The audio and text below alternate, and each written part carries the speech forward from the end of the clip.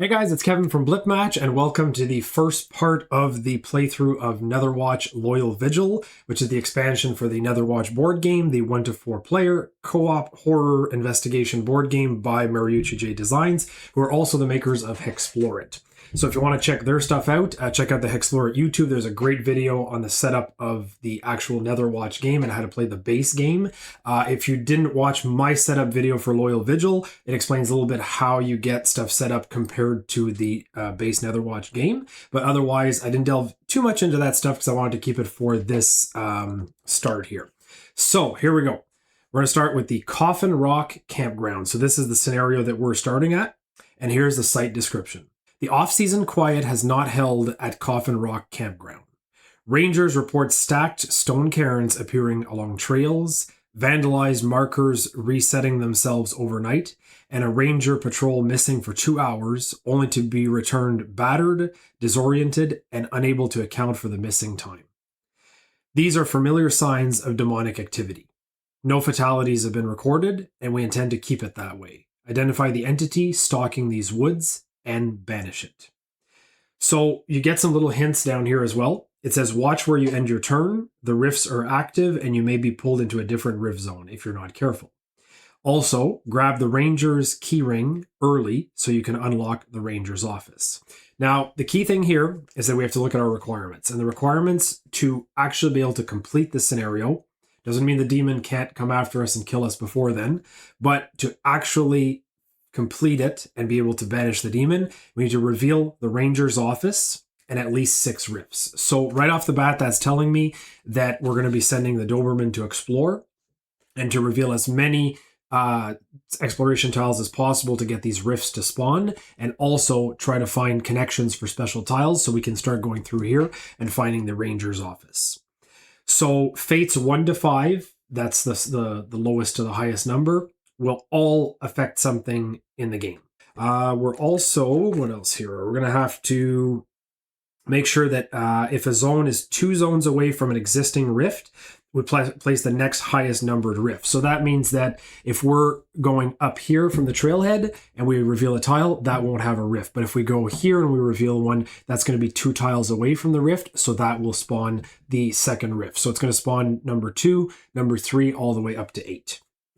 And every zone that is even numbered, so in this case 2, 4, 6, 8, will have a scavenge token added, which will allow us to go into this scavenge deck here for some really cool items. Now, I set aside objective A, which is this little lantern here with A. That is what we need to escape once the confrontation phase starts. That'll be for the escape objective, so we don't have to worry about that unless we're trying to get away. There are 2 keys because there's going to be locked areas. So there's these little keys here. And then the demon artifact, which will spawn somewhere. I won't spoil that for you guys, but I'll keep it as a surprise. And then the escape token I didn't take out because I'll worry about that if we have to escape. So how do we start the game?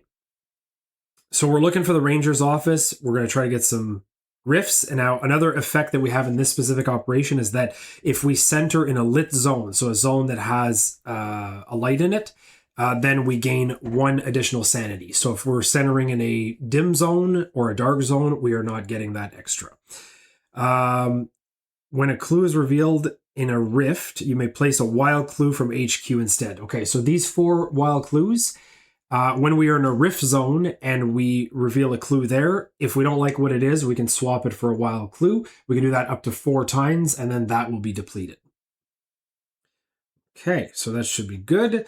And then I think there was also something about the safe covers. Yes, so these are an additional 2 safe covers. So the next 2 covers we reveal will actually be for actually safe cover instead of being potentially exposed cover. So I think that's all we have for the setup. So let's get started. So let's do an exploration. So I'm going to start by moving the Doberman, which can move. Oh, this is the manifested side. Sorry. I'm looking at this board if you're wondering. It's just the one that says all the actions. So we're going to move.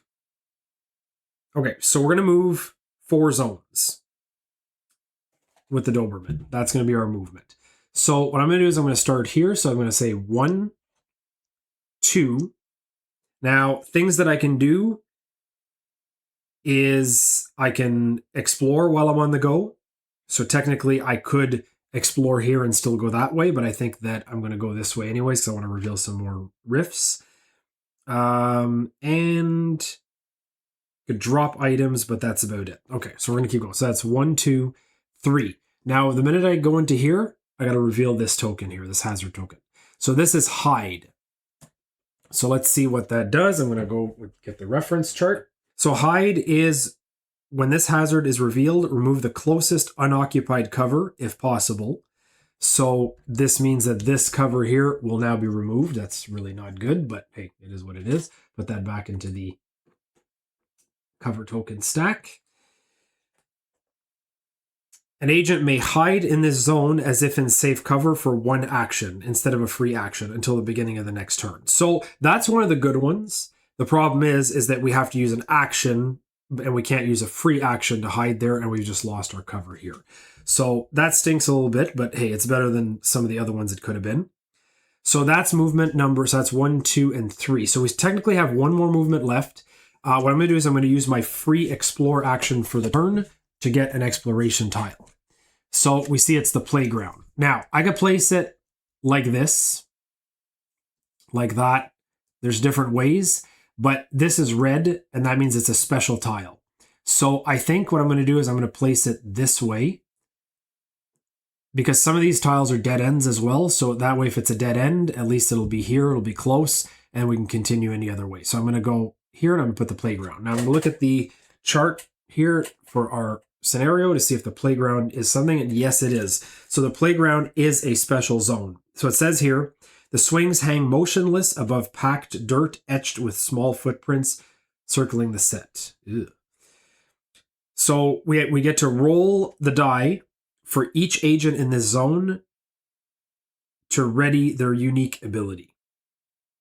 So that is something that we can do as part of an interaction token. So I'm going to add an interaction here. There we go. Also, we're 2 zones away, so we're going to do the second rift. So there's actually a rift in here, and we're going to add a scavenge token. So there's a lot of cool stuff in here. There's a fate effect where if you end your movement on a rift equal to fate, you have to roll the hindered sanity die, which means you take the worst result. So this is probably not a good place to stop if we're on Fate 2, like next turn, but for this turn, it's Fate 1 because it defaults to this. So let's move into here. Now, another thing is we get to place a clue on one of these tiles when there's an interaction token. So in this case, we're going to take one of these clues. Now, these clues have changed in the latest version of the game. They're going to be actually a lot nicer than this, with like a sort of a big token with 2 symbols on it instead of something mixed. But that's what we have here for now, which is perfect. So we're going to add that clue there. And then because we stopped our movement in that zone, so this is our 4th move, I'm actually going to reveal this clue. And it is, okay, good. So it has the symbol. So if you see, it's a little difficult to see, but there's a skull symbol on here and another symbol. That's why these other ones are going to be a lot easier to see because the symbols will be separated. But this one has the skull, which is the same one that we have here on the animus detector. So that is something that our tracker will be able to use. So for now, that's going to be a good start. So this, sorry, I should have done this. So a movement action was here.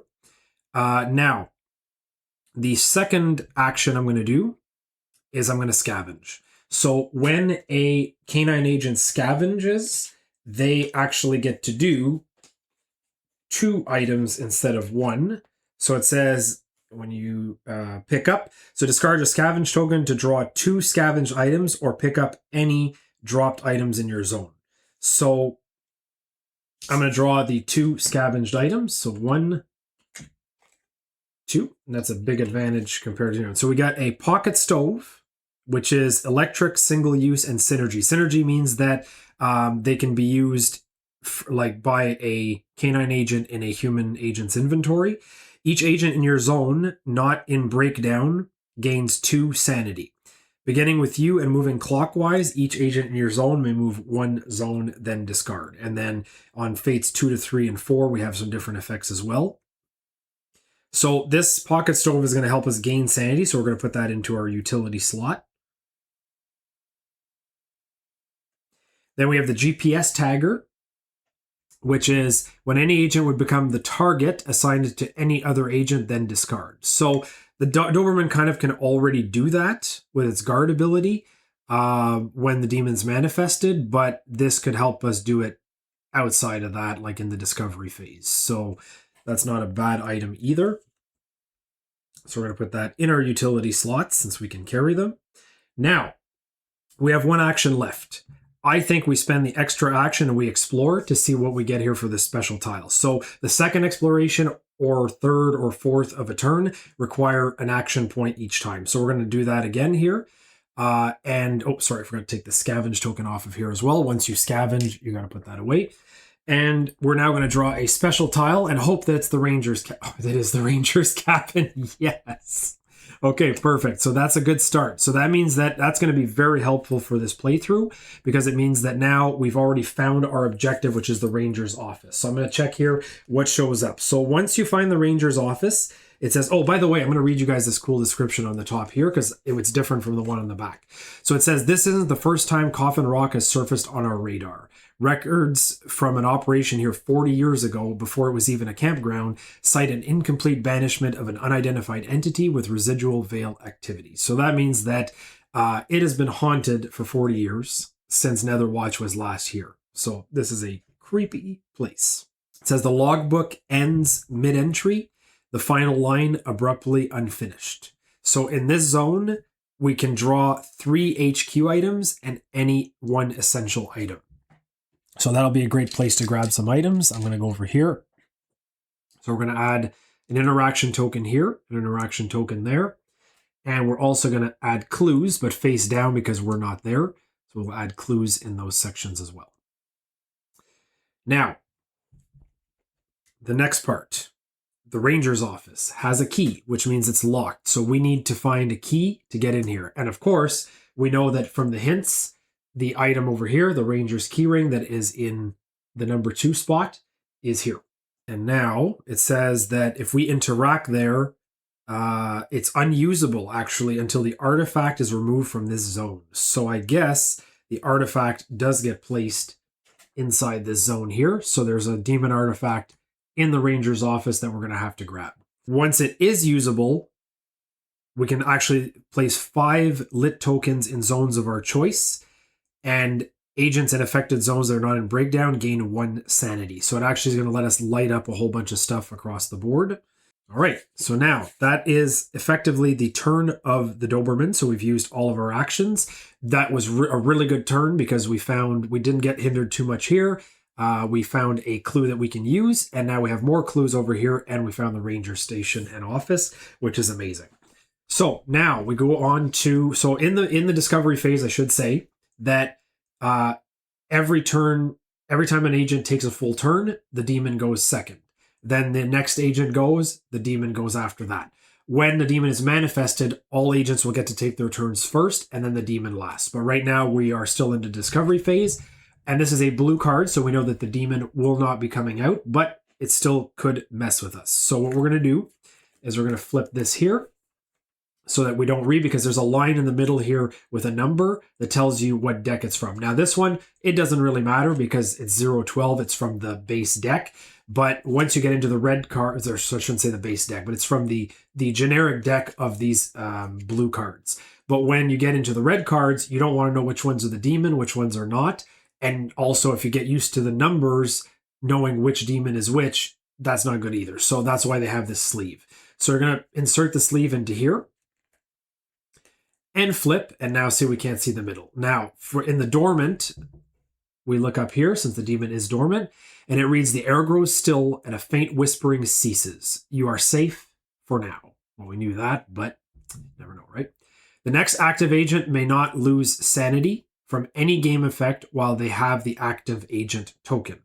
So the next active agent will be the tracker. I forgot to place this here on the Doberman. It's not really that necessary when you're playing 2 players like this, but this means that the next player, so we have to remember that they will not lose sanity from any game effect. So that's actually a positive, which is pretty rare. So now this card is going to be placed here over here in the discard, that's going to change the active fate to number 2. So that means anybody ending their turn in Rift Zone 2 will actually get shifted over to another Rift, I believe. I think that's the effect. Is that what it is? If you had movement on a Rift equal to fate, so in this case 2, roll the hindered die of any sanity. Okay, only if you lose sanity, but hindered means you're going to roll this twice and you're going to take the worst result. So in this case, I had a blank and a 1, so I have to take the 1. If any sanity is lost, move to the farthest revealed rift. Now, the good thing is, though, I can go here because the effect of the last event card is going to prevent me from losing sanity. So it doesn't really matter. I can go there. And I think that's probably not a bad idea because then I can trade items with the Doberman if necessary. So let's start off with the tracker. And what I'm going to do with the tracker is I'm going to take, first of all, the Chant of Renewal, and I'm going to throw it inside pocket 3. Now, in pocket 3, I don't know if I mentioned this during setup, but there are companion dog agents which can be placed in the third pocket of a human agent. You can never have one of the canine agents that's in play. And the reason for that is because the ability on the companion canine agent is the same one as part of the passive ability on the equivalent canine agent that you can actually play. So that way it'd be doubling up a passive. So I could not have taken the Doberman. So in this case, I took Whiskey the German Shepherd. And he has also an effect saying once per turn, well, let's call this one a she. This one's a he. This one will be a she. Once per turn, when you investigate, you may roll Focused to place a scavenge token in your zone or an adjacent zone, and the container can hold up to 2 items. So in this case, I'm going to put the Chant of Renewal in this container because the Chant of Renewal is only to renew our other abilities, our unique ability. So I don't really need it right now. So I'm going to throw it in there to make some room. So that I can do as a free action. And the only thing with the container is that if I do want to use the items in there, I have to use the usability first in order to take them out, to then drop them on the ground, discard them. So there is a use action to open the little backpacks on the dog. So that's something to keep in mind. But I think for now, we are good with that. So the first thing I'm going to do as a free action is I'm going to put my lit base on the tracker. The reason, and this is because it has a light here with the etheric field reader. The reason I'm doing that is because there is a function, there's a sort of passive effect here where if you end your turn in if you start your turn in a unlit zone, it's dim or dark, then you have to roll the sanity die. Now, canine agents don't have to do that if they're in a dim zone. That's why usually agents will have the shoulder lamp. But in this case, I didn't take the shoulder lamp. So I'm not prevented from that. It was one of the initial items that I always usually take, but I thought I'd do something different this time. So first of all, we'll do a movement. So human agents can move 3. So I'm going to go from the HQ 1, 2, and 3. Now in this zone, I'm going to move my little marble here. Okay, now next is I could technically hide here, but I know the demon's not coming out, so I'm good. I could check out the scavenged items, which actually I think while I'm here, I will do. So I'm going to check out the scavenged item and see what's there, because some of these items can be really good. So human agents can only pick 1 item from the scavenged item deck. So I'm going to draw the 1, and we have the trail map. So choose 1, then discard. When you explore, search through the path tiles and choose 1 to place.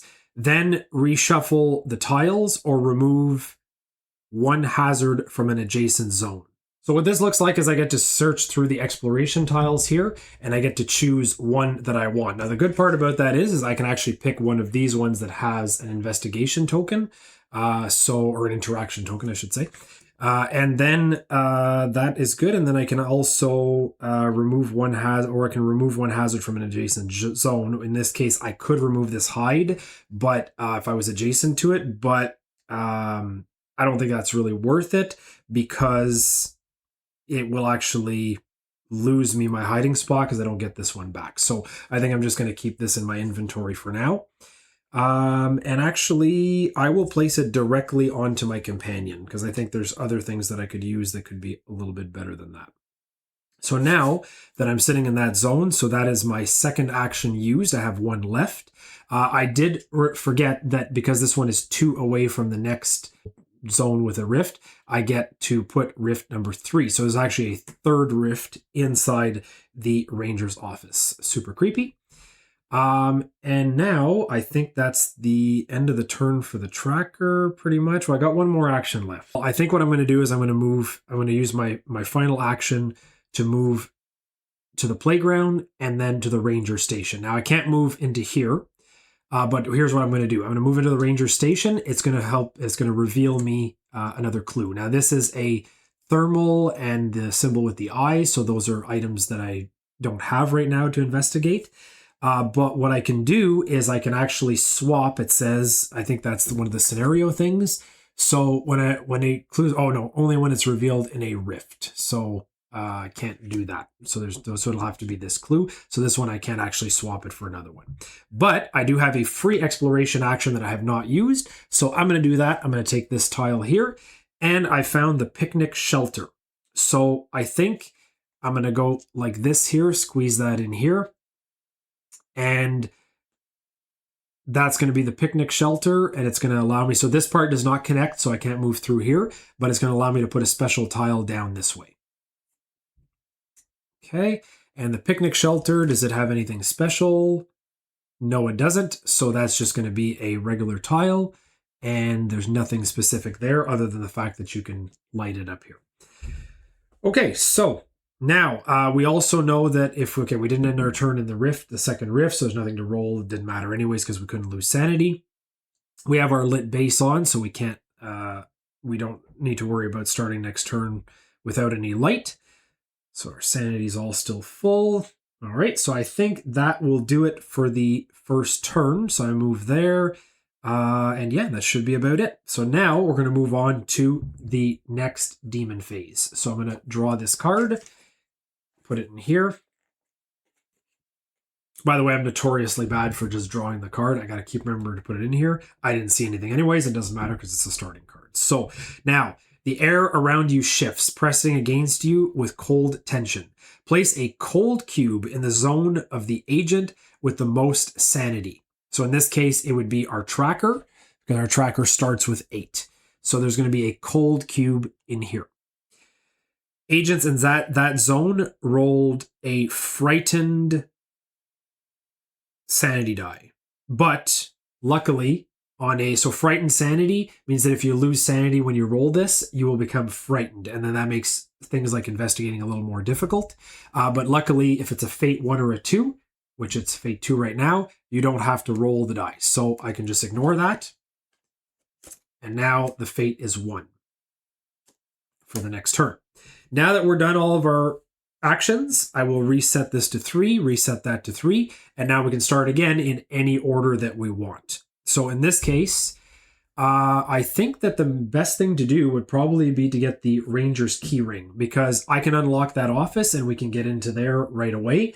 I'm going to let the Doberman do that. So I was going to do a move action here, but now I just remembered that the canine agents have the fetch action that is specific to them. So they can actually move up to 2 zones and pick up as a free action. If it was a human agent, I'd have to move, use an action, then pick up with another action. In this case, I can fetch. So I'm going to go 1 and 2.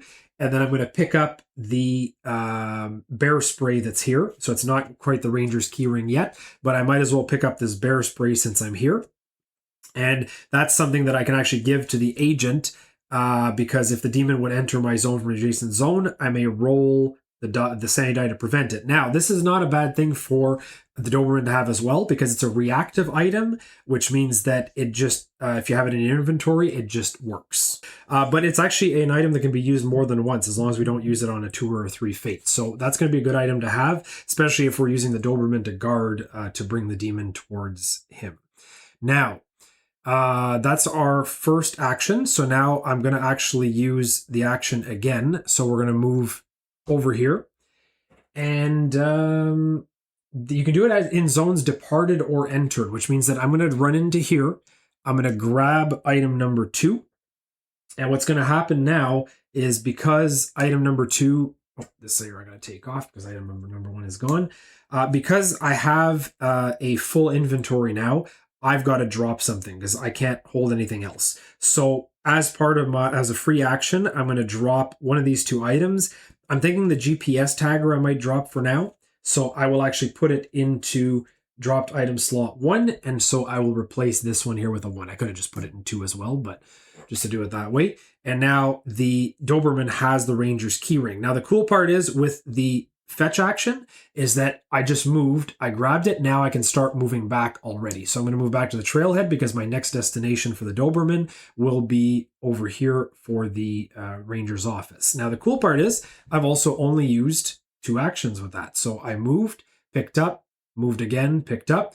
Now I'm going to try to get to the Ranger's office. So we're going to move here, and it's going to be 1, 2, 3. Now, I do have a 4th movement, but unfortunately, I have to use the Ranger's keyring, and I've already used all of my actions. So I think that's where I'm going to go for now. I'm just going to end it like this, but I will use my free exploration to check out a tile on this side. So this side here is going to be the torn tent, and I'm going to move it this way instead. So the cool part is here we got a cover token. So I'm going to put a cover token here. We don't know what's there yet. Actually, we do know what's there yet because the next cover tokens reveal, that's right in this scenario, are safe ones. So that will actually be a spot for safe cover. So we're going to sit there, and that's going to be it for the Doberman's turn. So now we're going to go over here. We're going to grab number 5, and now this is where it starts to get dangerous. So we're going to get into the demon cards.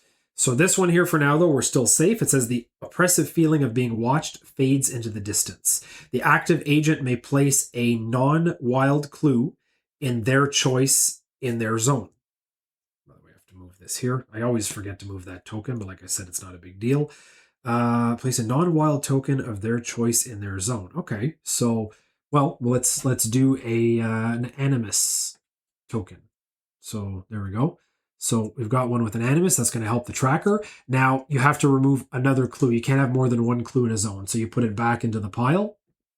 Here's the animus one. So you can see it has a little skull on it. And that will be something that the tracker can use next turn. On a 1 or a 2, I may roll the sanity die to place a random clue in an adjacent zone. I don't think I'm going to do that because there's already a few clues on here. So I'm going to just sit quiet here and... or do I do it?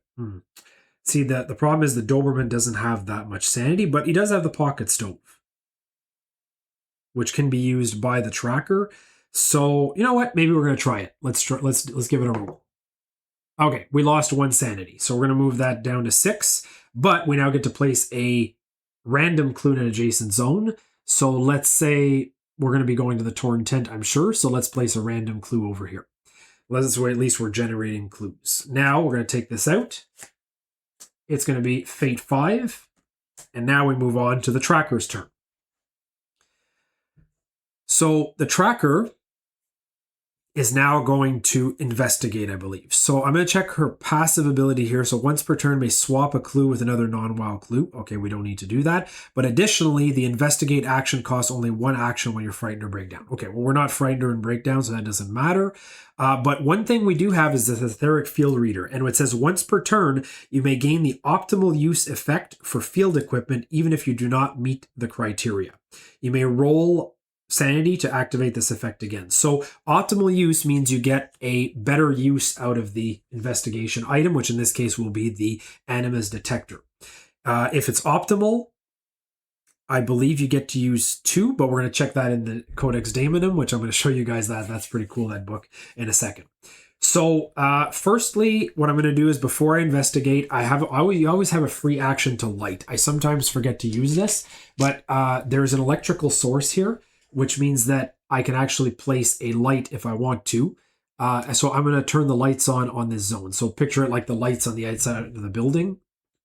And I'm going to do that as a free action just because I've already got my lid base. Now this is just going to start lighting up the zones to improve. We're going to hope the demon is not one that's adverse to light, because then it'll start switching stuff off, but we'll see.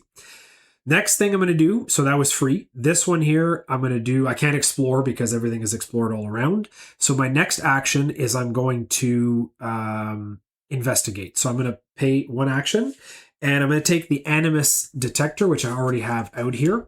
And I'm going to take the Codex Daemonum. So this is the book. This is really cool because this book has all the instructions for all the stuff. It's something that you actively use as a field guide while you're playing. And I really love that as a feature.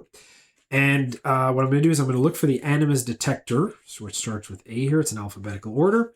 And it's going to basically tell us to shuffle the sigils that are inside this demon vault. I'll show you guys that in a second. And the dark sigils will test for the bestial trait, and the light sigils will test for the ethereal trait. These are traits that the demon can have, which is going to start helping us with our investigation. So in this case, we have to match these symbols down here for the dark sigils for bestial matches, the light sigils for ethereal matches. If something doesn't match, it means they don't have that trait. If something matches, it means they do, and it's actually possible for the demon to have both or none. So the optimal usage, we get to draw one additional sigil when using the equipment. So that's really cool. Because of our etheric field reader, we're going to begin to draw 2 sigils. So I'm going to open up the vault. And in here, we have the sigils, which are specific to this demon. So we're going to go in here. We're going to grab the sigils. And without looking at them, we're just going to draw out of this bag. I'm going to sort of mix up the bag here. You can use a bag that I guess has some that's blacked out or something that's opaque just so you can't see, but I'm just going to be careful not to look. So the first sigil I draw is this one. So you can see it's got some symbols. Very difficult to see, so I'm just going to place it on here. There's 3 for each side.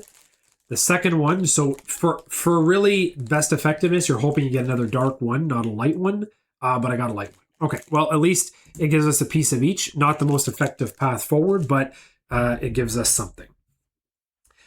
All right, so now this clue is used, so it goes back to the pile. And now we can move forward with a second action. So the Doberman has the Ranger's keyring. I believe that part of one of the actions here is I can grab something from another character.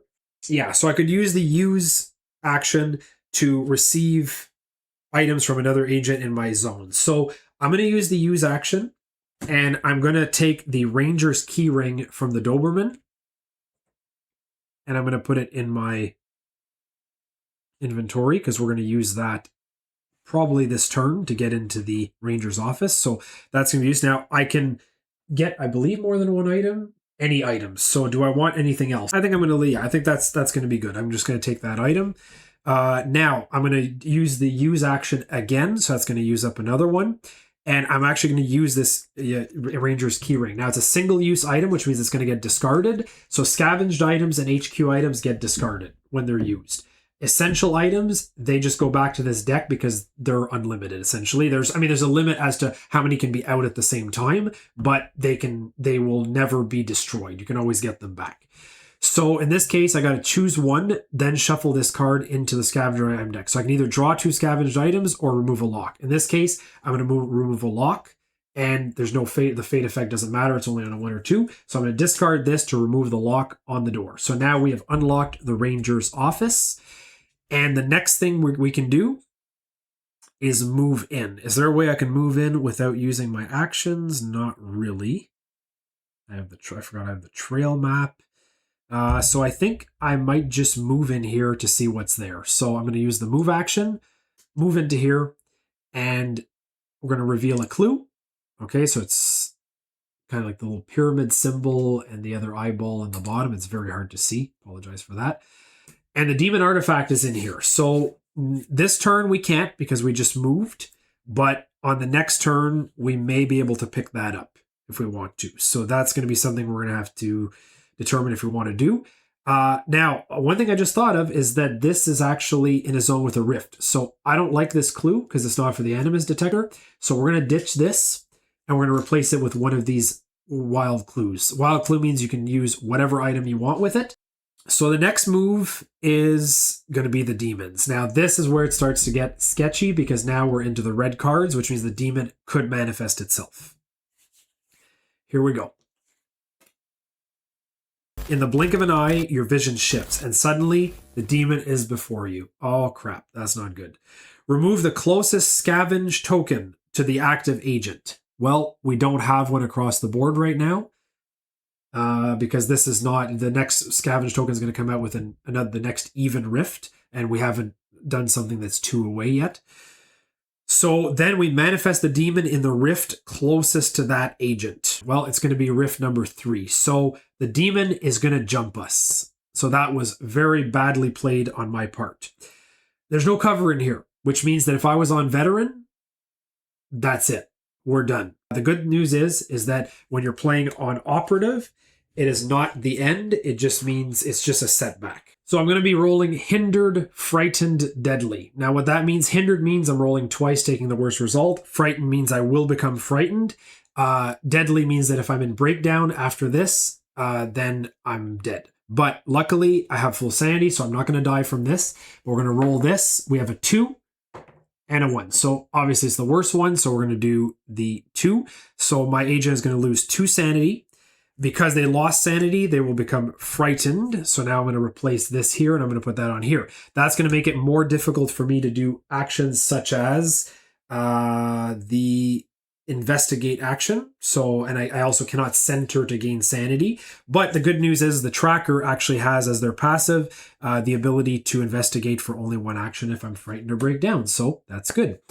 Now, is there anything else? That's it. So close to the agent. So the demon is there. Now the other thing is I will, those who are not killed are move into an adjacent zone if possible as a free action. So I'm going to move into an adjacent zone here as the free action. I don't have a choice. That's the only one. So now we have to effectively play our next turn and run away to get away from the demon, because the demon is going to now start to chase us until we hide away and it will go dormant. So the next one here, let's see here. What's next? Okay, so now it's back to us. So we are actually going to reset the dormant actions, but the demon is now manifested, which means that our characters get to both play with 1 less action, and then once they're done, the demon will play. I'm going to move the tracker 1. Oh, by the way, too, if you start your turn adjacent to the demon, you do have to roll. I forgot. You do have to roll the die. So here's the sanity die, and it's a 1. So we're now losing another sanity. So it can go down pretty quick if you're not careful. Now we're going to move away. So I think the best thing to do is to move away here into the where there's a hiding spot. So I'm going to use the first of my 2 actions. So again, I'm using this track now that the demon's manifested. I'm going to move over here. Now, when the demon is manifested, you are moving a lot slower, I think. Yeah, you can only move one. So you're basically in fear. So you can only move 1 per turn instead of 3 with the human agent. The canine agents, can they move a little more? No, I can still only move 1. So everybody kind of gets hindered at that point. So I'm moving here. I will reveal this clue. So it's for other items in our animus detector. That's okay. I'm going to use my free explore action, and I'm going to add another tile while I'm at it. So this will be the abandoned cabin. Now, the abandoned cabin is not a good one because it's a dead end. It does have cover, though, which is good. The bad news is that I basically blocked off this entire side of the map. So we're probably going to have to go explore this way if we need to, but at least we found the ranger station, which is what's important. So now in this one, we're going to add a cover token. Again, we are going to use the safe one here. Just forgetting about that. We're going to use the safe one. So at least it's giving us some safe cover areas. Now I could stay here. Is there something in the abandoned cabin area? There is not. So there's really no point in going into that area outside of being able to hide there. And I'm already a hiding spot here. There is a hiding spot over there that will cost the canine agent an action. So maybe I should go 1 more, because otherwise to hide here, the canine agent will probably not have enough actions because it'll have to move twice or at least dash, in which case it gets the target. That can lead to a whole bunch of stuff. So let's play it safe. I'm going to move 1 here. I'm going to go hide here. So in which case you turn off your light, your flashlight. But I will light the room with a free action because I can do that. Because it has an electrical source. So I'll flip the lights on my way in, but I can still hide in the dark cupboard inside the abandoned cabin as long as my flashlight is off. But at least I won't start my next turn having to roll the die because it will be in a dim area. So now the tracker is hidden. We at least discovered a clue, got a new location. So now next I'm going to play the Doberman. I'm going to use the first action to move into this zone. Now, while I'm here, is there anything else that I can do? I can't use the pocket stove. I can't use that stuff. So it's a little bit of a waste, unfortunately, because I wish the Doberman had some other stuff that it could use. I'm going to move into safe cover here. So safe cover is there. And now that I'm in safe cover, the turn ends. So I've essentially wasted an action, but there's not much that I could do. And now we hide and we wait for the demon to go away. So when the demon goes dormant during a turn, so in this case it will go dormant because we are both in hiding spots with our lights off. The demon is removed from the map, so it goes back into the rift. And then we just simply discard the next card. So we're not reading an effect, but the fate is changing and the timer is still going down. So we have survived the first manifestation of the demon. Our characters are a little bit beat up, but it's not so bad. And now we are going to see what we can do next. So the tracker will probably be the one to go next, but let's see here. We're gonna see what I do here. So we're gonna make sure this is all reset. So we need to start doing some more investigation here. So the tracker is gonna move. So we're gonna move 1, 2, 3 into the ranger's office. So I have two options here. I can pick up the demon artifact to use this to be able to then use this interaction token, or I can move to let's see, I can get the clue here. So I think I'm going to do another investigation. So again, it's going to be an optimal use investigation because of my etheric field reader. So let's pick 2 more from the bag. Okay, so there's 1. Okay, and then we hope we get another dark one. And it's a light. Okay, so we're being really inefficient, but hey, it is what it is. And then once we get this figured out, you can kind of start trying to figure out the puzzle ahead of time, looking at the symbols to see. But honestly, you have to be pretty clever to be able to figure that out and you just have to have the right pieces line up because otherwise it's hard to tell and you might make a mistake. So you just have to kind of eyeball it. But I like to have all of them there so that way I'm sure and I'm not speculating, because if you get something wrong, it's just going to make it worse for you when you get to the actual confrontation phase later. So this clue is now gone. That has been investigated. Okay, now, do we pick up the demon artifact? What are we going to get from the ranger's office if we do that? So ranger's office is going to let us place 5 lit zones in zones of our choice. Agents in affected zones not in breakdown gain 1 sanity. Okay, well, it's something I could use, but I don't know. I'm not sure if I want to do that yet, because the demon artifact can be a blessing or a curse. You know what? Let's do it. I'm going to use the use action. So that was the investigate. Now I'm going to, the pick up action, and I will pick up the demon artifact. So I'm going to take this token. I'm going to discard it because it will go back down if we drop it again. And I will grab this demon artifact, which is the ritual chalice. So when I roll the sanity die, I roll focused sanity instead. And additionally, if the demon would move into my zone from an adjacent zone, I may discard to stop any further movement. So it can stop the demon. At the end of your turn, if you did not move from your zone this turn, all agents in your zone gain 3 sanity. So in this case, I think that because of the drain effect, let's see, I got to brush up on that because that's something new that was added in the latest version of the prototype. So it basically will stop us from gaining sanity, 1 less to a minimum of 0, which means if we're gaining 1 sanity, like from the effect of lighting the lights, this will actually take it away. So what I'm going to do is I'm going to drop it for now because we don't need it. So I'm going to put this number 2 here in the ranger's office, and I'm going to drop the chalice there because I don't want that on me. Now, unfortunately, I did get the target, and the tracker will have this target token still, even though I don't have the artifact, until the end of the next demon phase. So which means if the demon manifests, it will come after the tracker. We're in a rift, which is not good. Again, I'm not positioning us very well, so I think I'm just going to run away now.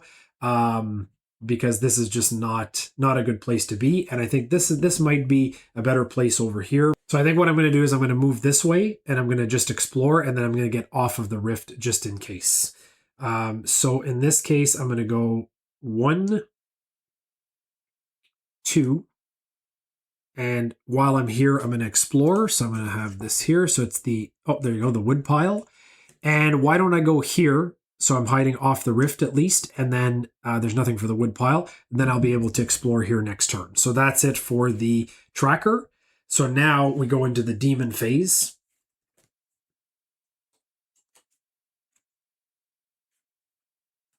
Which is here.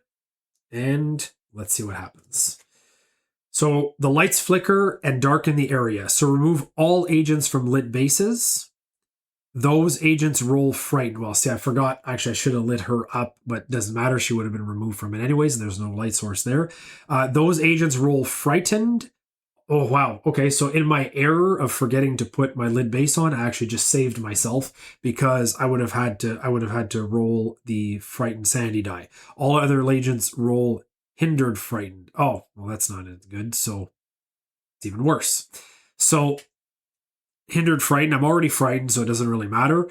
But I'm going to roll hindered frightened. So 1 is 1 and 2. So hindered means that I'm taking the worst of that. So now I just lost another 2 sanity. So we're down to 3 for the tracker. And there's no other effect from it. And at least the demon does not manifest itself. So that's great. So now I'm going to take this card. I'm going to discard it here. So the fate just keeps staying as 2. And now I'm going to take the basically the target token, take it off. Now, one thing I noticed here is that the demon seems to not like lights. Now, that could be generic or it could be tied to it, but I'm going to note it here on our pad. I'm going to note that it's light averse because I just noticed that. So we're going to see if that becomes an ongoing pattern and if it can help us to discover stuff. So I'm going to write light averse on my investigation pad. So just something that I noticed. It could be nothing, but that's how we kind of do the investigation, right? So now the next one is the Doberman. So the Doberman will be able to probably go get something at HQ for our next item. Could actually explore further as well, but I think I'm going to go back to HQ to maybe grab some other items for the tracker. So first thing I'm going to do is I'm going to do a move. So we're going to go 1, 2, and I'm actually going to go visit the tracker because, so that's 3, because in this case, I can then do the use action to give another agent in my zone an item. So I'm going to use the use action to give the agent here the bear spray, because I think that's going to be good for the tracker to have in case the demon pops up again. The pocket stove, I still have it. We're going to use that for sanity, but I'm going to have to come back to use that. And oh, by the way, the reason I didn't use this to take the target away is because with the demon artifact, you cannot take the target away from the person. So that's why that wasn't even a factor. Not that it is reactive, but it doesn't really matter because it couldn't have been taken away. So then I could use the explore action to stay here, but I think I'm going to do it over here instead because I'll let the tracker do that one as a free action since she's going to stay in this area. So the next thing I'm going to do is I'm going to go, so that was my second action. So I was able to give her that item. Now for the third action, I'm going to move again. I'm going to go 1, 2, 3. And I'm going to stay there. Actually, while I'm moving, I'm going to use my explore action. I'm not going to stay there, sorry. It is the split log bridge. So the split log bridge goes here. That'll reveal a special tile over here. So now that that's revealed, I'm going to use my fourth action to go to the parking lot. This way I will be fourth movement. That way I'll be right next to HQ and I'll be ready to go for the next one. Now that's over. We're going to the demon phase again. So here we go. Another card is going to get rid. Dormant. You blink and the world spins. Move the active agent, which in this case is the Doberman, to the rift equal to fate and roll the die. So the rift is, so the fate is 2. So the Doberman is actually going to jump all the way back. So then we're going to roll the die. And it is a blank, which is really good. Then we manifest the demon in the next nearest rift. So we have a choice. We can manifest the demon at the trailhead, or we can manifest the demon at the ranger's office. Given that the hiding spots are on this side, I think I'm going to manifest it at the trailhead because we need to go hide. If it's a 3 or 4, no, so that doesn't matter. So we are now going to be still at a fate 2. And this is not good because the demon is now over here, which we can actually use the unique ability of Doberman. So we're going to try to use maybe a little combination here. But essentially, the tracker is going to lose their well, no, actually, no. We had used both of our turns, so we're good. So now the next thing we're going to do is we're going to reset our dormant actions, but we are now going to be in the manifested actions track because the demon is manifested. So, number 1 is I'm going to have the tracker move 1. Oops, sorry, not wrong one. This one here. I'm going to have the tracker move 1 and move into this zone here. So the rift number 2. Now, I'm going to play the second action here to investigate because I know I can block using the spray. So I'm going to have it use the optimal use of the animus detector. Because of my passive, even though I'm frightened, I can still investigate the same way with 1 action, so that counts. And then we're going to get the last 2 with optimal use of these ones here. So this is going to give us the opportunity now, yes, while the demon is out. It's a little sketchy, but we're going to do it. We're at least going to be able to tell if it has any of these traits. So I'm going to try to check these out here, and then I'll come back to it.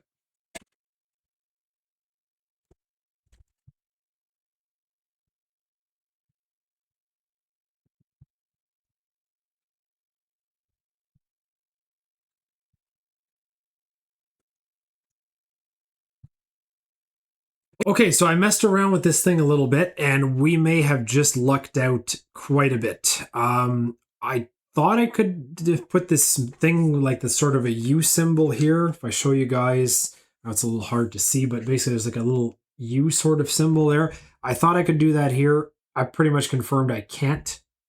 So that's definitely not going to go. And then on this side, I thought I could do this Y symbol, but I couldn't either. So it looks like, and I'm usually pretty good at these things, to be honest. Every game I've played so far since I started playing the prototype, I was always able to make the connections when they were there. It is better when you have more people because you can have more opinions on all that, try different stuff. But in this case, I just can't see any of these 3 symbols on these 2. So that is actually a very rare occurrence because most of the demons have one or the other or both. In very rare cases, when you don't have, you either have the Vitala or Azazel. So that's what I think we're going to go towards, guys. So I think I'm going to take a chance and I'm going to say that, you know what, I looked at this pretty well. I think we're going to luck out here. And I will say that it is not any of the other ones. So I'm going to scratch out the Amit, the Leshy, the Obayifo, the Pontianak, the Kamazots, the Nukalavi, Onryo, the Rakshasa, the Banshee, and the Striga. Or no, that's not how you pronounce it. It's not the same as the Striga, but I have trouble pronouncing it. So it's either going to be the Vitala or Azazel. That's what I think it is, because neither of these have the ethereal or the bestial traits. So that means that we now have to figure out which one it is. And this could actually be pretty easy to find out, because if we can figure out, let's see, which trait. So the PKAD, which would tell us if the demon is aggressive, that would be 1. The shadow projector would show us darkness. That would be 1 as well. Special we don't want to use because they both have the 2 specials, so that will not tell us anything. So we'll stay away from the triangle with the eye. But we also could do the light aversion test. So we know that it doesn't like light, potentially, because we have that as a note. So that means that if it's the Vitala, it will not like light, whereas Azazel doesn't care.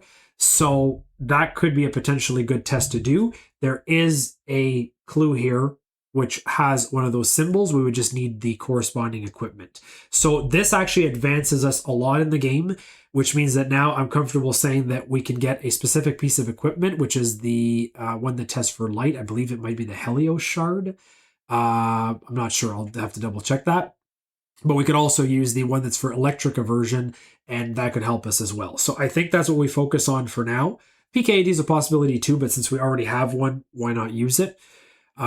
So let's see what we can do. So for now, what I'm going to do with the animus detector is I'm going to take this and I'm going to put it back in the bag. And that will go back into the demon vault just so we don't get it mixed up because it's very specific to this type of character. And then I'm going to put the animus detector away. So this is an item now that we can effectively drop. So before I end my turn for the tracker, I will actually drop this item in order to because you can drop items freely. And I'm just going to throw it back onto here because it goes back, like I mentioned before, into the essential items. So that means that I now have a spot that's available. Oh, I just noticed the etheric field reader, 2 to 3.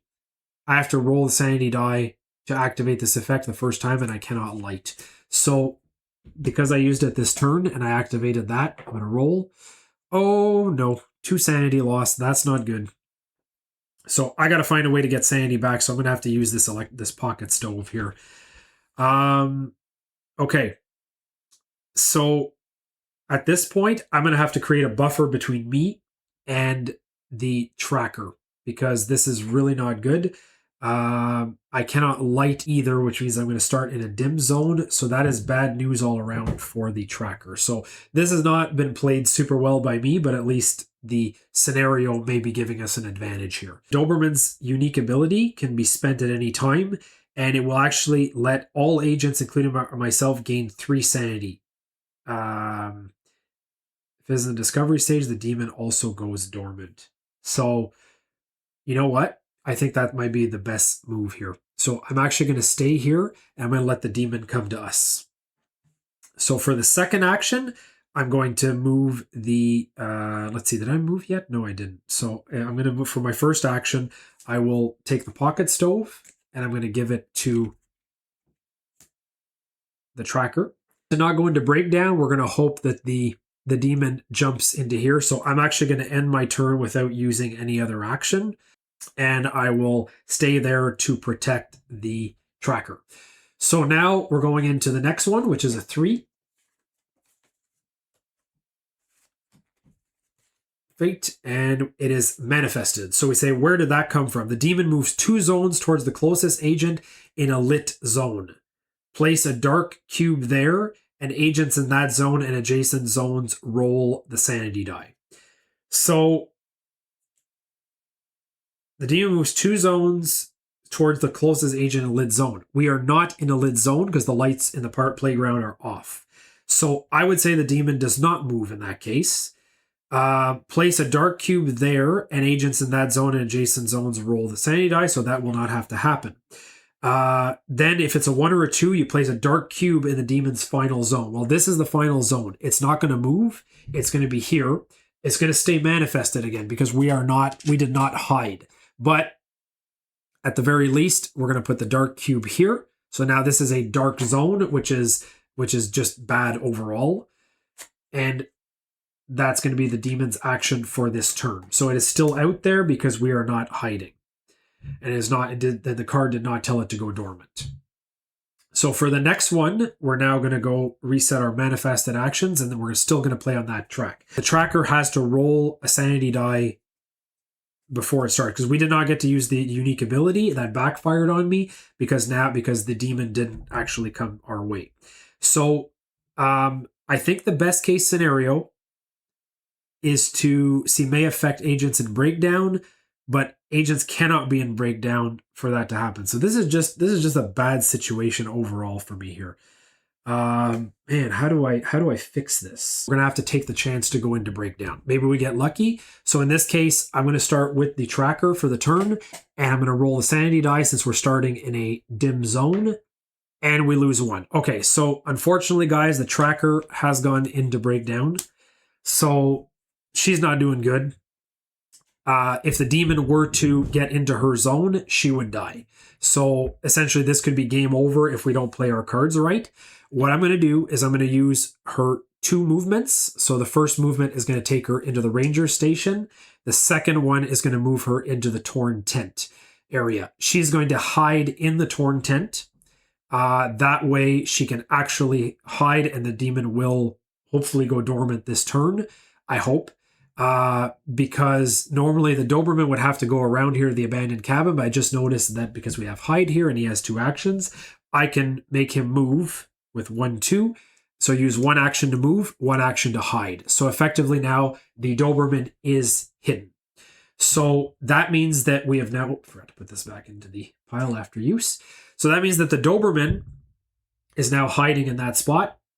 The tracker is hiding in that spot there. So now the demon will automatically go dormant. So we can move this 4 over here. And now that we're a 4, the tracker will be able to use the pocket stove to remove the dormant, remove the breakdown condition.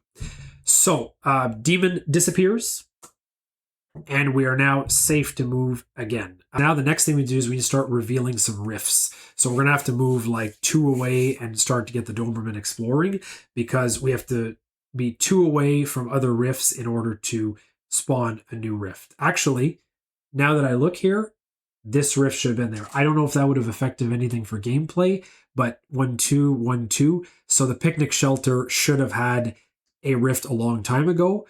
But I think it would not have affected our last decision because it was 2 away anyways. So the demon would have still been okay doing that movement. So now we have to find 2 more rifts and we have to get some new equipment. So let's go, first of all, with the Doberman, and we're going to go back to HQ to get some equipment. So we're going to now reset this and we're going to go into the dormant action track, and we're going to use the Doberman's movement to go 1, 2, 3 into headquarters. Now the Doberman is here, and if you end your turn here, you can recover sanity, but the Doberman's still doing okay. We know we're going to have the pocket stove that's going to help us out. So we're going to do the essentials, and we're going to search the item deck and game any number of cards. So in the essentials items deck, I'm going to look for the one for light aversion. So scrying orb is special. Okay, so the spirit box is for electrical. Okay, and I was correct. It is the Helios shard. That's the one that is that's the one. And this is actually a pretty cool puzzle to show you guys. So this actually also is doubles as a light, which is kind of cool. So it's a synergy item, which means that the tracker could use it from the Doberman's inventory. But right now we're going to put it over here as a utility item. So again, the Doberman cannot use this item, but at least they have it. Now, I'm going to look in the book and I'm going to see, okay, what does Azazel and the Vitala have as far as banishment relics? So you open up the book and we're going to look for the Vitala here. So it's a V, should be all the way at the end. There we go, Vitala. Oh, that's creepy. So we have the Fury Summoning Circle. And the banishment relics are the sword and the dagger, I should say, and the salt. So Fury, and then the dagger and the salt. Azazel, at the complete opposite end at A, has the dagger as well, but also has the Athame of or that's the seal of anathema and the binding chains, and then is the malice summoning circle. So we know that we can at the very least grab the dagger now, which is called the Athame of absolution. So we know that both of them are going to need that one. And then the question is do we take a chance on the other one? It would be nice if it was something that had the same circle, but given the light aversion, I think that I'm going to take a stab at it and say that it is the Vitala. So it's also easier because it has less items. So the Vitala has the Fury summoning circle. And we're going to take the other item, which was the Warding Salts. Now, I'm running out of slots, but what I'm going to do is, I feel like this could save, the Vanguard color could save the Doberman, so I'm gonna put this down. So I'm going to drop it in the number 3 slot, which is going to be in HQ. So that item will still be around. It's going to be in the truck here. So I'm going to put it over here as item number 3, right here. And I'm going to take the Warding Salts. Okay, so now that we've done that, so we've moved into the HQ. We've used the Essentials action from HQ to grab the items. Now we have to get back to the human agent. So in this case, we're going to move. So we know we can move 4. So the Doberman's going to go 1, 2, 3, and 4. And to stay off of the rift, I'm going to use a little trick here, and it's a free action that the canine agents can do. They can use heal, which will move them 1 zone towards a human agent. So I'm going to move then into the ranger station. That's going to at least keep me off the rift in case the demon spawns. So that's all the actions for the Doberman. Now we move over to the tracker. So the tracker is in breakdown, but we're going to use the pocket stove as our first action. And because it's a 4, we may use it it's going to affect us while we're in breakdown. So each agent in your zone, not in breakdown, but doesn't matter because we have the 4, gains 2 sanity. So this 2 sanity is going to take us out of breakdown. Now this is one of these cool instances where normally breakdown can only be removed by going to HQ. But in this case, because this item had a special ability, essentially when there's a 4 fate, I was able to remove that sanity, which means I'm now out of breakdown. So that is a huge boon. And it only cost me 1 action at this point. Now, can I use this more than once? No, it is a single use. So this pocket stove, unfortunately, is going to go away. It would have been nice if the... Oh, actually, you know what? I should rethink this. Okay, guys, so what I decided is I just used the pocket stove to regain sanity. To help the Doberman, I'm actually going to use the dog whistle first. So I'm not going to redo what I did because it doesn't matter the order. So choose 1 canine agent or specter to move, to fetch, move, explore, or explore as a free action. So I'm actually going to move with the dog whistle. That will be 1 use. So that's my first action point, and that will move the Doberman into my zone. Then as my second one, I will use the pocket stove. That is a single use. So I'm going to now discard that over into the discarded items pile. And the Doberman, so the same thing happens to the tracker. I gain my 2 sanity, lose the breakdown, but the Doberman will also get 2 sanity. So this is just something to protect myself towards the end of the game.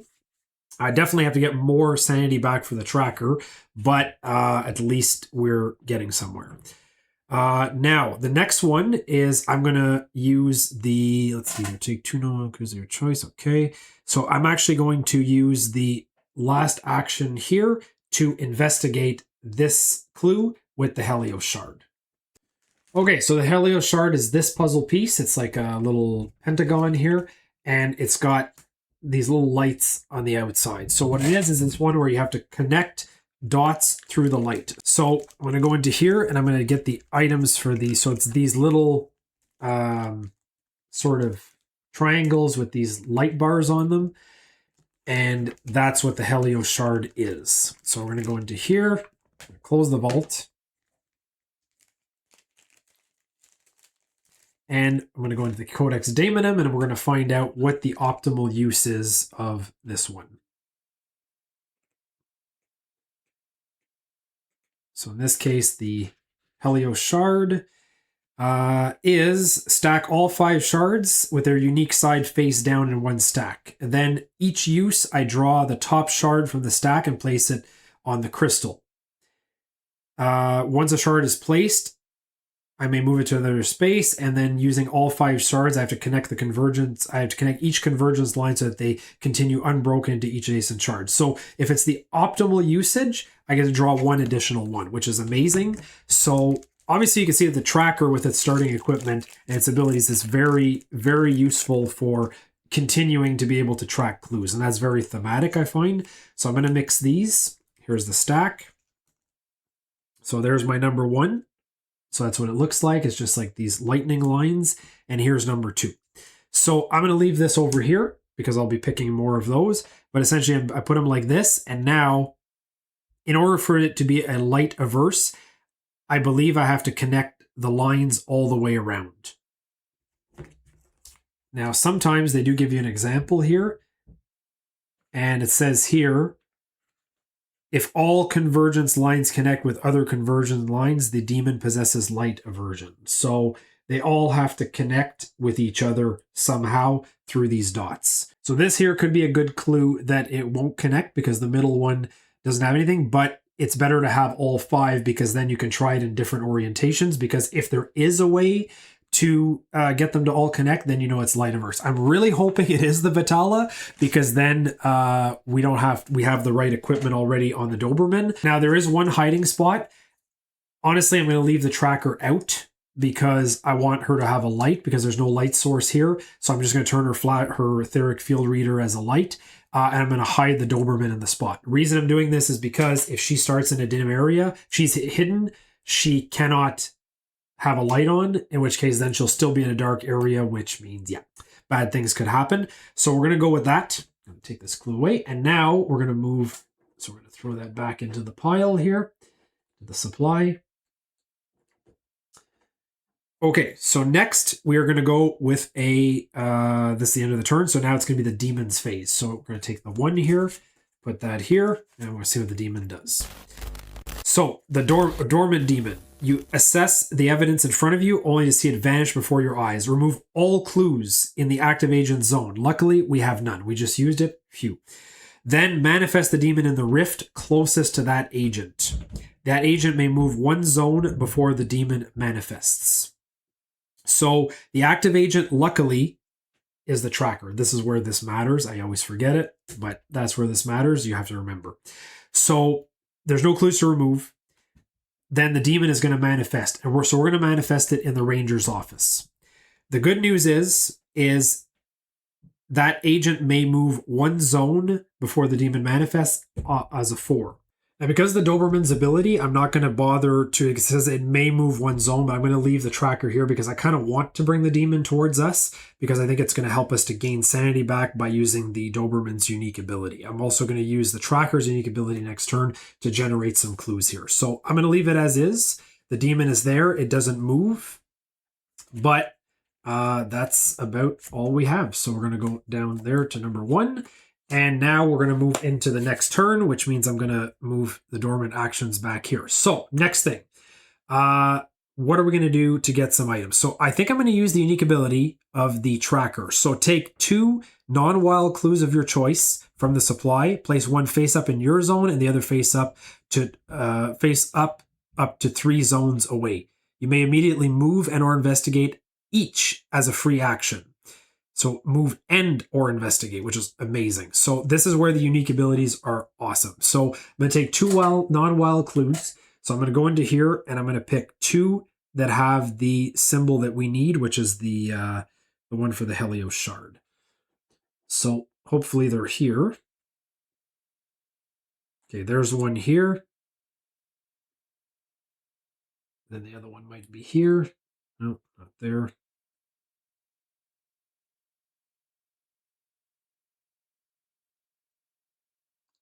Here's another one here. Okay. So I've got the 2 of these. I'm going to have one face up here and one face up at the abandoned cabin, since it's the farthest from the demon, from where we are right now. And I'm going to probably have the tracker move there afterwards. So first of all, I haven't used an action yet. This is all free. So the first thing is I'm going to do the investigate for free. Now I will trigger the optimal use. I can only do that once per turn, but it doesn't matter because we're going to be at 5 soon. So I'm going to take these next 2 and I'm going to put them onto the board. So there we go. Connections, connections, connections. So again, we have one line that's not connecting. So this is well, not good. I mean, it's giving us the clue we need. We don't know which one, but I wish we would have had all the items. But at least the Doberman can move fast, right? So now I'm going to use move for free as part of the unique ability to go over here. So we're now at the other part. So this is now discarded. This will probably be our last clue of the game, guys. It's going really, really well. And outside of being a little bit lower on sanity than I want to be, we're doing good. So in this case here, we can now have our 3 actions. So I'm going to use the first one to investigate, and we're going to do our final investigation. Now I don't get optimal use, but it doesn't matter because there's only one left. So now I'm going to have a look at this and try to do the puzzle, and then I'll let you guys know the results.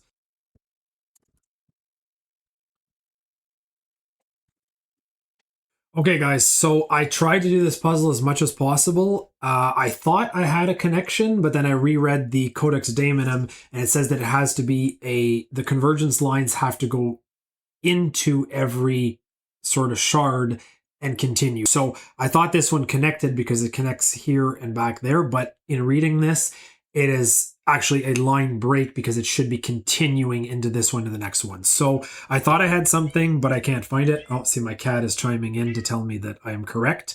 I could be completely wrong, and that it's one of these other ones because I didn't do my puzzle right on the animus detector. But based on the fact that like I'm usually pretty good at doing those, I think I was correct. So in this case, with this evidence that it is not light averse, so I guess that clue we saw was the field observation was wrong. It was just a random generic one, and it wasn't one specific to it.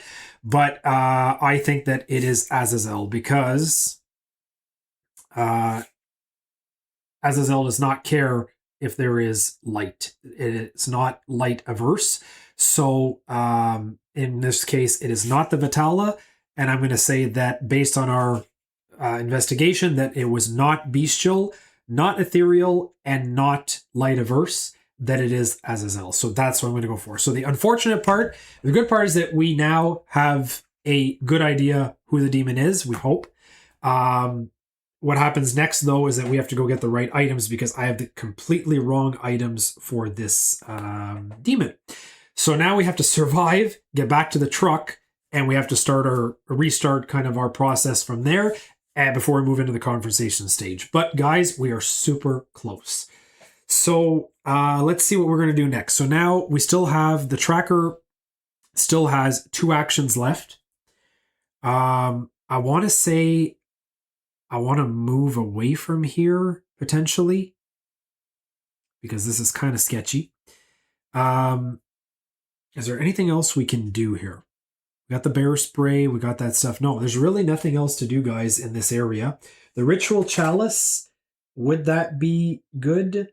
The end of your turn. So this would be when you roll, but I can't go in there because the demon is actually in there. So we're going to leave that there on the ground. Take the puzzle out of the way too, since it's done. Let's see. So yeah, I think we're gonna move as much as we can here it's manifested. Okay, so I made a quick mistake here. Didn't affect any of the gameplay, but it's true. We're in the manifested phase because the demon is out. So I actually was going to use all 3 actions. I can't. I only have 2 actions. That was one to do that investigation. I'm going to actually get the tracker on the end of her turn as a free action. I'm going to allow her to hide in this spot. We might as well get hidden because I can probably get some sanity back at the HQ anyway, since we're going back to get some items. So that's what I'm going to be planning for instead. So let's just hide and let's let the demon disappear at the end of this turn. So now, because everyone is hidden, I'm going to just use the last action that the Doberman has. I'm just going to waste it, unfortunately, but it is what it is. And then because both are hidden, I will just discard this card. So the 2 goes over here. And then the demon will go dormant since there's nobody left. Timer is still very healthy, which is good. I'm happy with that. But that also has to last through the confrontation phase. So now we've done that. The demon is dormant. So now we can actually go and we'll recover here our manifested actions. And now we can go and get back to the truck and try to get some sanity back for the tracker. So I didn't use the Doberman's ability because I'd rather keep it if something happens during the confrontation. So let's start with the tracker because she's the one that we're focusing the most on. So, well, mind you, you know what? The Doberman can maybe go first to bring some items back because we don't know where we're going to start. So let's get the Doberman back to HQ. So we're going to go 1, 2, 3, 4. And then we're going to use another action to go 1 and 2 into HQ.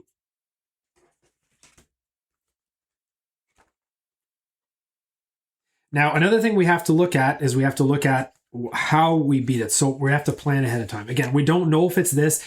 What happens is if I'm wrong, then we're going to be completely unprepared and we're just going to have to escape. We're going to have to go escape through the ranger's office. At least we're ready to do that. The other thing is we now need to get the 6 rifts on the board. Okay, so now that the Doberman is back in headquarters, we have to get the right items. So I'm going to use another action here. So that's 2 actions. I'm going to use the third action to get rid of the Fury Summoning Circle and the Warding Salts. We don't need those, but we do need, and actually I'm going to get rid of the Helios Shard. So as I was getting rid of these items, I just realized I made a mistake and that I left the Helios Shard on the Doberman. I think we would have been fine anyways because I had that leftover action from the Doberman. That would have been one that I would have used initially to give the... I would have given essentially the item to the tracker. Tracker, because it has synergy, the tracker was able to use it from the same zone, but it wouldn't have been able to use it from the adjacent zones. It would have worked out anyways. So hopefully I didn't make a game-breaking decision here when I did that. But I think that it's all going to come out okay. I'm pretty sure that with that extra action I didn't use from the Doberman, I could have taken care of that. So we're just going to move on. And the Helios Shard, the Warding Salt, and the Fury Circle are going to go back into the essential items because now we don't believe we need those. So hopefully we're correct. I'm going to take out the Binding Chains. I'm going to take out the Malice Summoning Circle. And I need the Seal of Anathema. So with these... I need to make some room now in my inventory so the Binding Chains can go in accessory slot. Oh, actually, I don't need to because that's right. I got rid of the Helios Shard. So I'm okay. I've got everything we need. And I'm actually going to grab the Summoning Circle out of this bag because it's going to be coming up soon. And that's what this Summoning Circle is represented as. So now the Doberman is in the truck and has 0 actions left. So I'm going to use Heal to move up to 1 zone closer to an agent. That's actually going to move the Doberman outside of the truck into the parking lot. And I think the agent is going to need to go and end their turn in the HQ. I think that's probably going to be the best bet. So let's see if we can do that. So first thing we're going to do is we're going to go over now to the tracker. And because the Doberman is already full, so we're okay there. So we're going to move the tracker since the demon is dormant 3 spaces. 1, 2, 3. Then we're going to use another action to move another 1, 2, 3. We're just short of HQ. Is there anything we can do to move 1 extra? If I go into HQ, I'll be able to recover 2. And I think that's the most important part. It is a bit of a waste of an action, but I feel like it's the most important thing I can do right now because of the way that the way everything is transpiring. So by going into headquarters and ending my turn there, I will be able to gain 2 sanity back at the end of the turn. Doberman is outside because he doesn't need that. So I'm ending my turn there. That'll bring me back up to 4 sanity. And I might as well turn on my light. Never know when you might need it. So if I get pulled out by the demon or something like that. Yeah, that should be okay. So now we're going to go into the demon phase. Now that those 2 are done their turns. And we're going to see what we have here on a 3. So dormant. Whoops. So for dormant, a sudden crash pierces the tension. Remove the scavenge token closest to the agent with the least sanity. So is there a scavenge token on the board? Yes, there is here. It is the only one, so it's coming off. Agents in and adjacent to that zone roll the sanity die. Well, we are not adjacent because there is no connection here, so nobody has to roll the sanity die. And if it was a 2, the agent also drops an item, so that would have been bad. But in this case, we're okay. So I think we lucked out on this one, guys. This is going to work out, so it was a good idea to go into the HQ truck and gain some sanity. Now, we're going to start our next turn.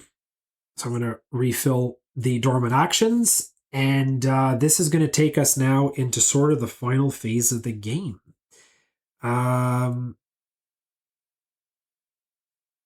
I'd put the Doberman there as a buffer, but I think what I'm going to do is I'm going to bring the Doberman using the heal action.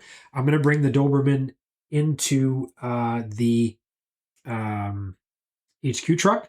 That way we can freely exchange items here. Well, not freely, but using some of the Doberman's actions. So the one I'm going to use is I'm going to use the use action. So that's going to be the first one because obviously heal is a free one. And I'm going to start trading some items here. So these 2 items here, the dog whistle and the bear spray, very useful. The etheric field reader, other than being a light, is not that useful. So I got to make room here. So we're gonna have the malice circle. That's going to go over for sure. So the etheric field reader is going to be dropped into the truck. I'm going to give the Athame of Absolution. So this one, and you have to kind of look here too, because these gems here represent where the item can be placed. So the Athame of Absolution can only be placed in a hand item, whereas this one C can go into a pocket. So I might swap that. The dog whistle is useful, but I think that what I'm going to do is, since we don't need Whiskey's use, I mean, it was great that he was with us. We don't need to renew this action though, because we never used it, and this one is not going to be useful for the confrontation phase. So I think what we're going to do is I'm going to put Whiskey the German Shepherd into the truck as well. So he keeps the items he has on him. So the Chant of Renewal and the Trail Map are going to stay there.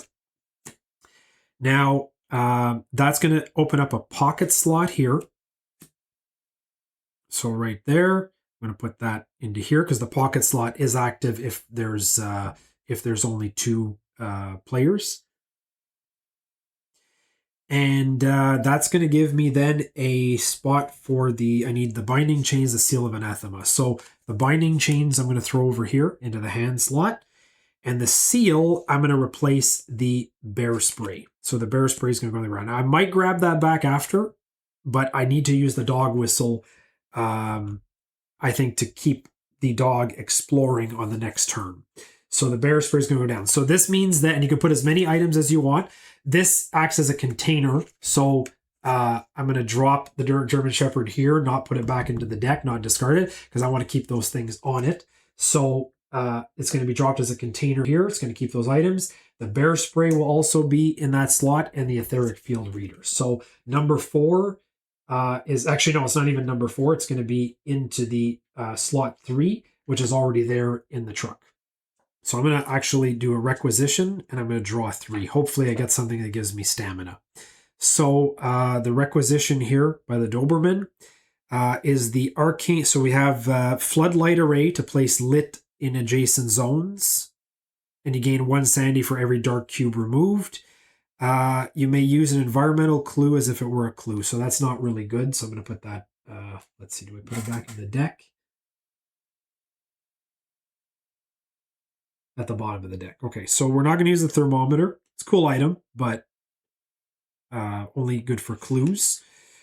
The arcane fetish is once per effect that requires you to roll focused instead. That is actually a really good item. Let's see. I think I'm going to keep this arcane fetish.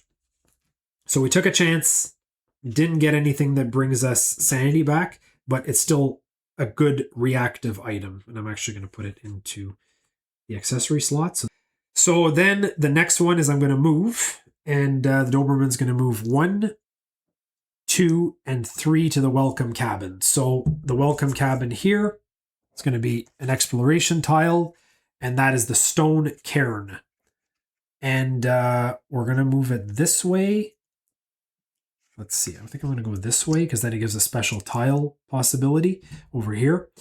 And that is 2 zones away, which means we are going to find Rift 5 over here. So we're 2 zones away. And that is the free exploration action I did on the way. So that's 1, 2, 3. And I can actually go into this zone as the 4th action. Reason being is because I'm going to have the tracker do another movement for on behalf of the Doberman if needed. So now we go over to the tracker's turn. Actually, no. So now it's the discovery. So I gotta draw another card. Let's see what happens. So dormant. The shadows stretch like fingers to quench the light. If the active agent is in a lit zone, place a dark cube there, and all agents in that zone roll the sanity die. So I can't place a dark cube in HQ because there's no slot for it, but I am technically in a lit zone. So I think I have to roll a sanity die. Now it's 1 to 3. If no agent loses sanity, all agents gain 1 sanity. So I have to hope that this is not a sanity loss. It is, unfortunately. So I'm going to lose a sanity, and so I don't get the benefit of gaining a sanity. But it is what it is. At least the demon is not manifesting, which is great. All right, so now, let's see. So now we are starting the tracker's turn. So number 1, I'm going to use the dog whistle to allow the, let's see, choose 1 canine agent and it's a number 5, which means the human agent can also be moved. But we're basically going to choose the explore action for the Doberman. So we're going to flip the special tile. The reason I'm doing this is because it basically guarantees, now this is going to be a little bit off here. So I have to be careful. This is how far it can stretch out. So this is the fire circle with the amphitheater. So we're going to have a cover token added here that we have not discovered yet. We are going to have the 6th rift added because it is 2 away from the next one. So now we have officially met our objective of having all 6 rifts out. And the fire circle actually has a special significance here. I think, yes. So it's going to have a hazard token. So we're going to add that over here. And place and then it has the, let's see, the stones are blackened from old fires, yet the ash has been disturbed into careful patterns. But the effect of the interaction is going to be here. So I'm going to put it there. And that also comes with a clue. Mind you, we don't need any more clues, but I'm just going to put it for the sake of the setup. And that's it. So effectively now we have gotten everything that we need. I'm going to try, I think, a requisition, because what it's going to give me is it's going to give me some items that could maybe give me a, it's going to cost 2. So 1, 2, but it could give me an item that is going to allow me to get some sanity back. Okay, I'm going to get one of my favorite items, guys, which is the adrenal syringe. So an agent in your zone or an adjacent zone gains 4 sanity. So this could be a lifesaver. So we are going to put that into our inventory. It's not reactive, but it can be used by another agent. Now, the next thing is we have nothing left. So we have no actions left.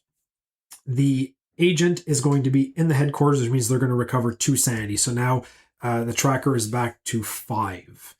This essentially is going to put us into the stage now where we can begin the confrontation. So what I'm going to do, guys, is I'm going to end this video here. I know it was a fairly long one, but that is essentially the discovery phase. So when we start the next video, we're going to start from the end of the discovery phase, moving into the confrontation phase. And that way I'm not introducing too much stuff at the end of this one. So thank you for watching. I hope you guys enjoyed it. It's been a long one. Sorry if I made a few mistakes here and there, but it's a super fun game to play. Just a lot of moving pieces, and I hadn't played in a little bit. So anyways, so yeah, thank you very much for watching, and I will see you guys on the next one.